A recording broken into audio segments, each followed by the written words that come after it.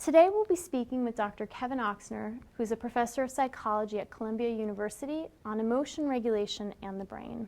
Dr. Ochsner received his PhD in psychology from Harvard University, where he also received postdoctoral training in social psychology. He later received additional training in functional neuroimaging at Stanford University, where he subsequently held the position of a research scientist. He's currently a professor of psychology at Columbia University and director of the Social, Cognitive, and Affective Neuroscience Laboratory. His lab studies the psychological and neural processes involved in emotion, self-regulation, person perception, and their interactions.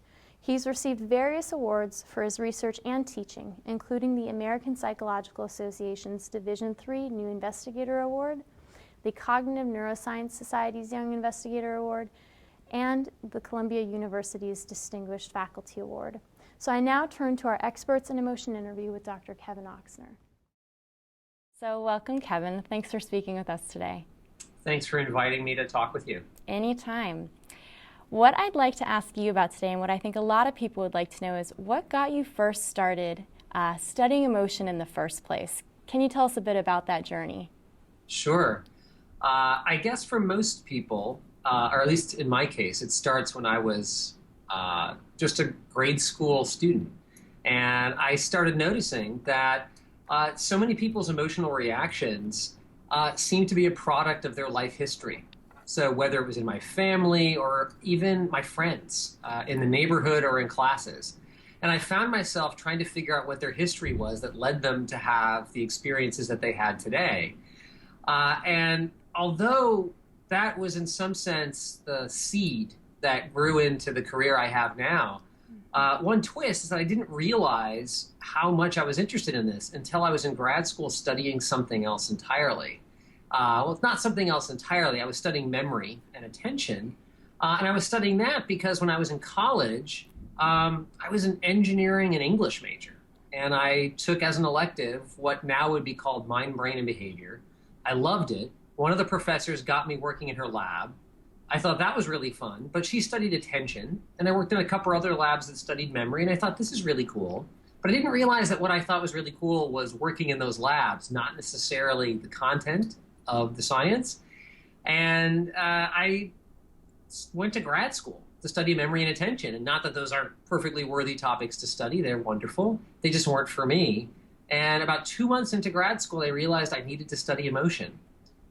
But I hadn't until that point realized you could do that as a career. And from then, I started slowly but surely changing my trajectory away from straight cognitive phenomena to studying emotion and social behavior more broadly. Very interesting. So that actually leads me to the next question I want to ask you, which is a bit about your work now on emotion. So your work has really pioneered this field that's looked at how can our brain play a role in either, kind of harnessing or reining in our emotions or really amplifying them. And so I'd love to hear your thoughts on what you see as some of the most fundamental discoveries about neuroscience and as it relates to emotion regulation. So how does our brain really play a role in harnessing our feelings? Well, that's a great question. And I wish it was one I could answer in 3 sound bites. I'll do my best to sort of boil down 2 or 3 things that I think are particularly cool. So one is has to do with a particular way of regulating your emotion that's captured by everyday aphorisms like every dark cloud has a silver lining or look on the bright side and so on. These aphorisms capture the idea that by changing the way you think about the world, you can change your emotional response to it. And that particular skill that we seem to have really captured my interest. And I wanted to understand how did that happen in the brain so that we can understand not just behaviorally that it does work, but at a slightly more mechanistic level, how does it work? What is actually going on inside the brain when we find the silver lining in the dark cloud? And we've used functional magnetic resonance imaging as our primary tool here, which allows us to look at what parts of the brain have more blood flow when you're having particular kinds of thoughts or feelings. And what we've found in my laboratory and now dozens of other laboratories around the world is that when you elicit an emotional response, you're activating parts of the brain that are often evolutionarily old and they, in a kind of a bottom-up, driven by the world kind of way, trigger an emotional response. But then if you want to effortfully change the way you think about it, to find that silver lining, you use evolutionarily newer parts of the brain up here in your frontal lobe. It's the lobes of the brain behind the frontal bone of your skull, which in me, not the hairless wonder here, is quite prominent. And these areas of the frontal lobe are involved in generating a story, creating a new narrative for the meaning of a situation that then kind of harnesses activation of these subcortical systems and shifts them around as a function of the way you're thinking about the world. So if you think about a bad situation like visiting your sick uncle in the hospital who just had a surgery, you focus on the fact that, oh, he could be getting better, he could be getting well. These frontal regions will come online and might diminish activity in a brain structure like the amygdala. But if instead you think, oh, Uncle Larry is in a great deal of pain, he might get much worse, he's going to be devastated, it really stresses me out, you'll be using these same frontal regions, but now you're amping up activity in the systems important for triggering your initial emotional response. So it's not like there's any simple idea that, oh, you turn on the frontal lobe, you turn off emotion. It's not like that. It's all about the meaning that you ascribe, or the way in which classically in psychology you'd say you appraise the meaning of a situation that's important. So that the first, I think, fundamental insight is that when you're cognitively reframing the meaning of an emotional situation, you're relying on parts of the frontal lobe that are important for all other kinds of higher cognitive function in general. Language, holding information in working memory, controlling the focus of your attention. It's really pretty much the same regions. And in that sense, these cognitive forms of emotion regulation are an instance of using cognitive control over emotion instead of cognitive control over memory or cognitive control over attention. So that to me was actually kind of profound because we really didn't know how emotion regulation, especially of this sort, was going to be organized. Another thing that I thought was particularly interesting was that this ability to cognitively reframe the meaning of a situation would work all the way down to the level of very evolutionarily old brain structures that we might not have thought our everyday thoughts and reasoning could penetrate. So for a while, the received wisdom was that this brain structure, the amygdala, would lay down, for example, traces of a fear memory that were indelible. Joseph Ledoux is famous at NYU for doing the seminal studies in this regard. So when we started wading in here and doing these emotion regulation studies, it was big news that you could just modify the amygdala's response simply by changing quickly the way that you think about something. Because the idea was, oh my gosh, if the amygdala is going to respond to something that's gruesome or nasty, that's almost an obligatory response that will hijack your brain. In fact, that was the popular term for science writers like Daniel Goleman. They'd say, you have an amygdala hijacking. Oh no, raid on your brain. But it turned out it's not quite so simple as that. As alluring and interesting as those kinds of metaphors are, as we all know, they're useful up to a point. It turns out the reality is a bit more complicated. Absolutely. So that, I think, is the second thing that's really cool, is that just by changing your high-level thoughts about the meaning of an emotion eliciting situation, you can penetrate all the way down to even your brainstem and change the way really evolutionarily old, primitive brainstem centers are encoding whether something's threatening or not.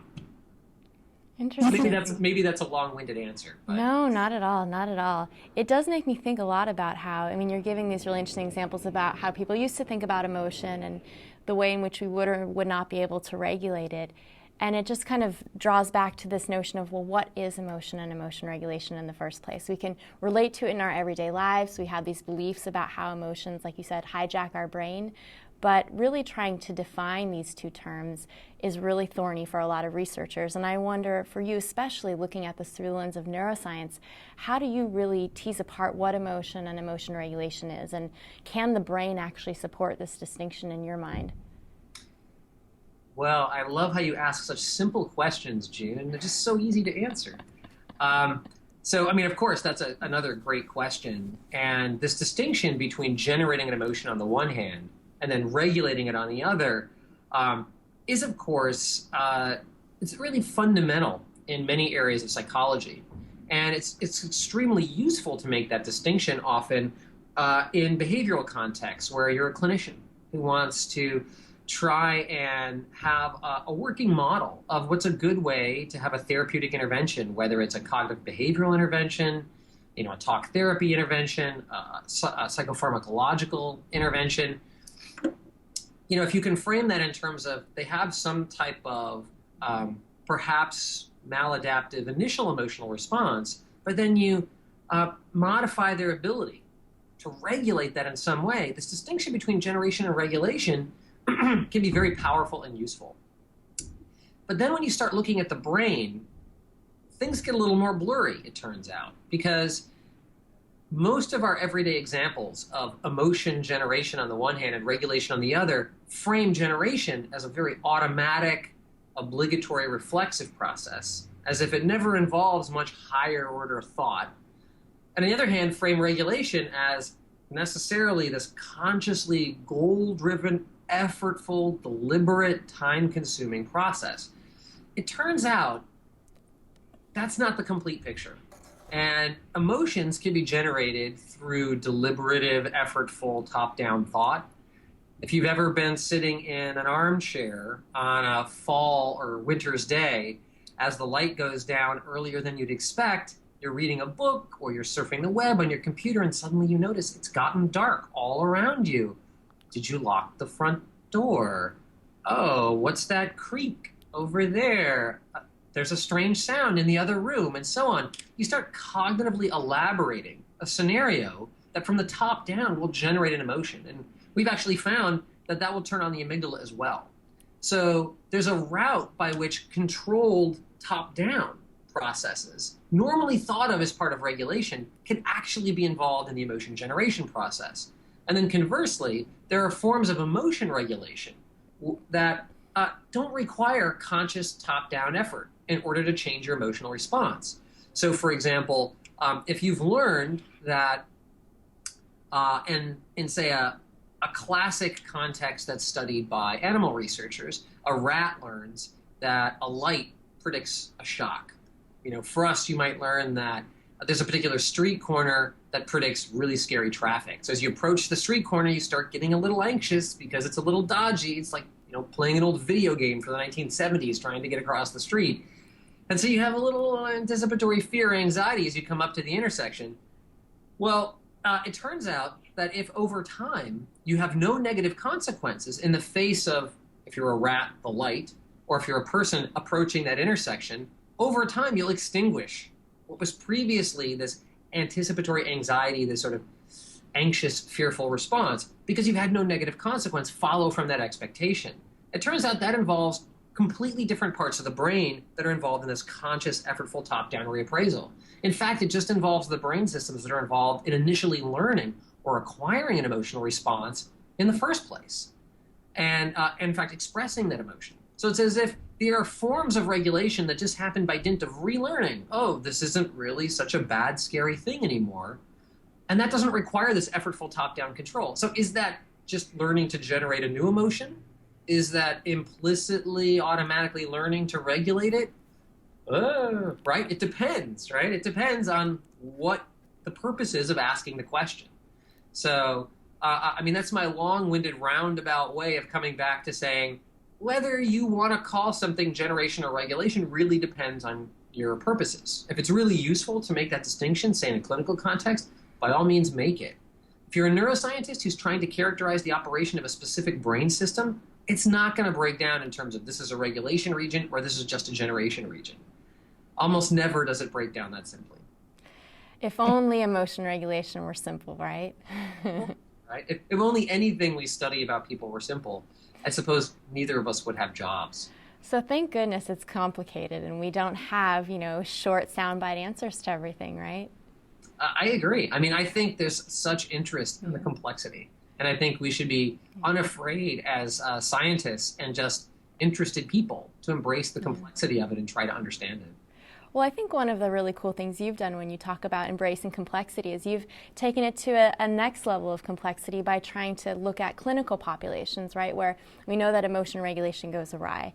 And I think that's one of the really interesting things that I've been reading about in your research, and I know a lot of people are excited about. And so, one of the questions, and this is the final question about your research, I promise, is just sort of what your thoughts are about how emotion regulation goes awry, especially in the brain for individuals individuals suffering from emotional disorders. And I know your work has looked at populations ranging from individuals with borderline personality disorder to substance abuse.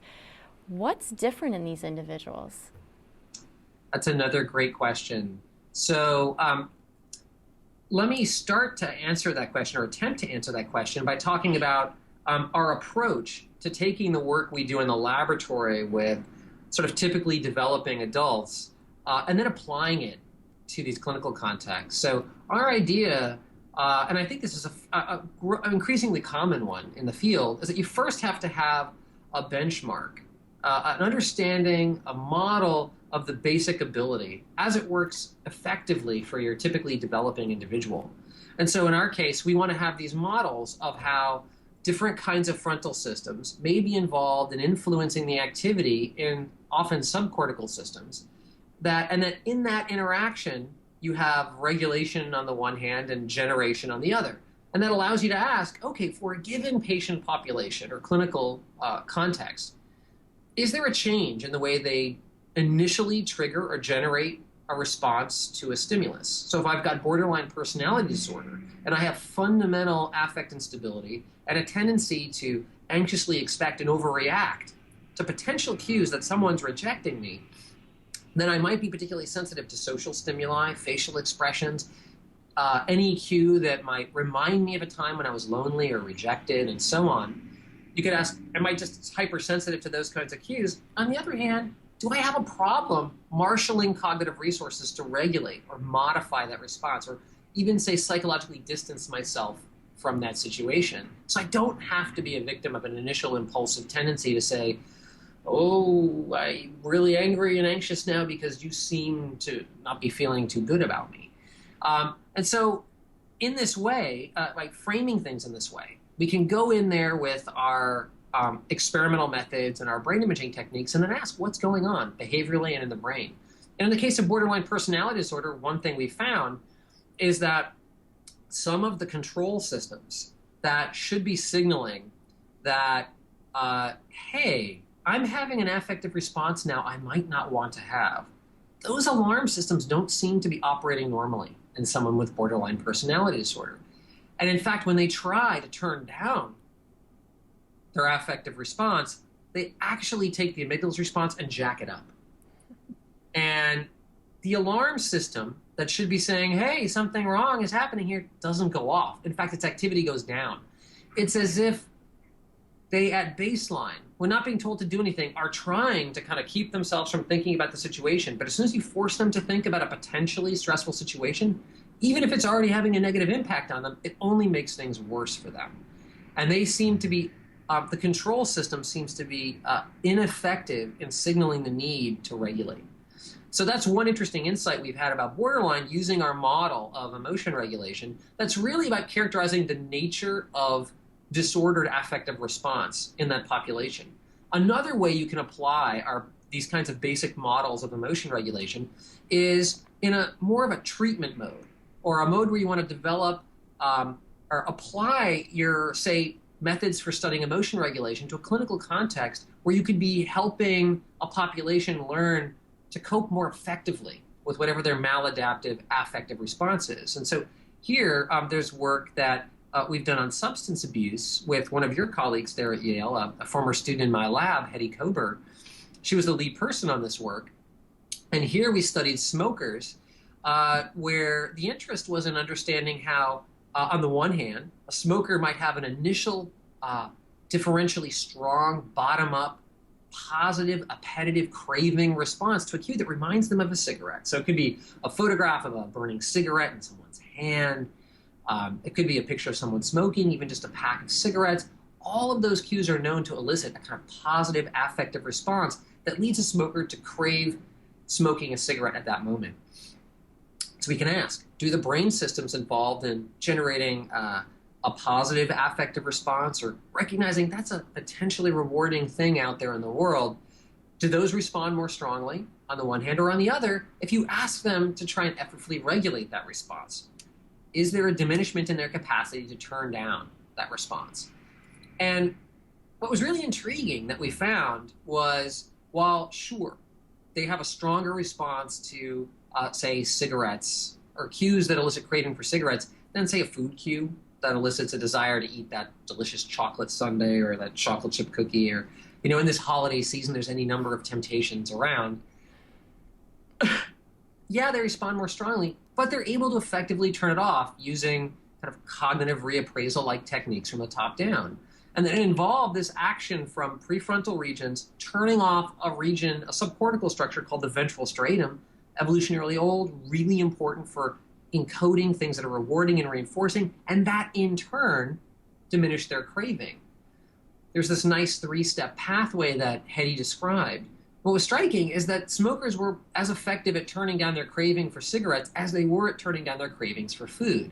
And what's exciting about that is that it seems to provide an initial insight into the pathway by which treatments like cognitive behavioral therapy, which are really, really similar to the ways we study reappraisal in the lab, might be effective. And we know that cognitive behavioral therapies can be very effective for smokers.